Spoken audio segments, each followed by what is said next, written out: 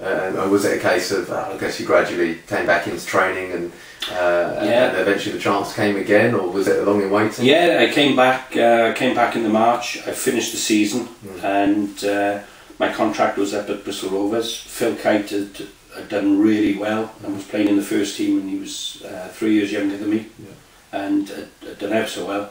And really I had to make a decision, and it was a career decision, not to sign a new contract, because I thought at the time I could still get myself back fit and maybe get the move I was seeking.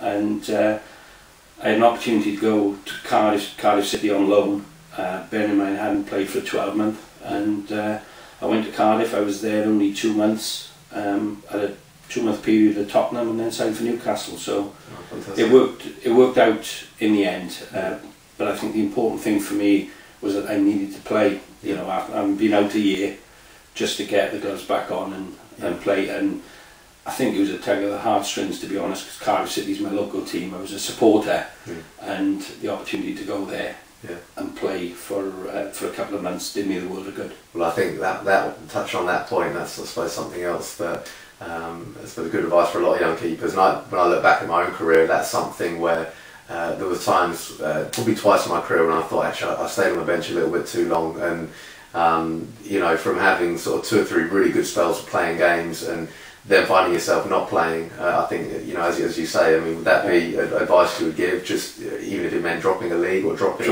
whatever, just to get games? To play. And the thing is, the era I played, that's what you had to do, because there was no substitute goalkeepers. Oh, of course, yeah. So if you weren't involved with the first team, you know, or you weren't playing in the first team, you know, you could just play reserve games, you know, 3-4 times a month. So it was so important that you got actually first team football. And through my career, there was a short period in Newcastle where I wasn't in the team, and I went on loan to Middlesbrough. I played 5 games there, but then when I came back from Middlesbrough, I was put back in the team, and you know, I stayed there for the next 3 years. So sometimes you need to do that, but I think it's difficult now, because clubs, they want to keep 2 goalkeepers, you know, because they need a certain goalkeeper for a Saturday, and sometimes the bigger clubs, they want to keep 3, you know, to travel, 3 to travel, and if they're in Europe, and it's hard now for a number 2 goalkeeper. No, I agree with that. And in terms of, I suppose going back to touch on the coaching, which we'll move on to in a sec, was it always your intention to become a goalkeeper coach? Was that something you'd thought about at a young age, or? No, not really. I remember doing an article in Shoot magazine where they said, you know, what will you be if you weren't a footballer, you know, and I'd always fancied running a sports shop.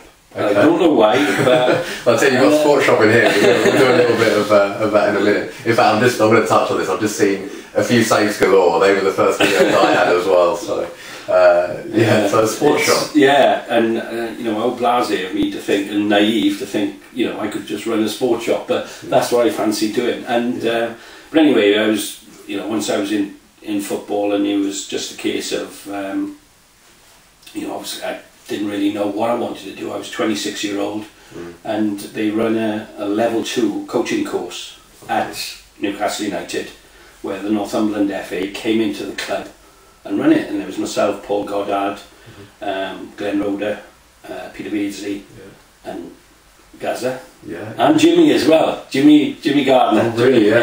And Jimmy, although Jimmy won on the course, he used to come in and make the numbers up. But we did a level 2, and I really enjoyed it, and I just thought maybe that, you know, maybe that's the way to go. And when I was 30, I decided, just after I signed for Birmingham, that I would do my full badge, and then went into obviously did my full badge of the advanced license, and then went on, did a little bit with the goalkeepers at the national school at Little Shaw, and then gradually picked up from there and moved into the coaching side.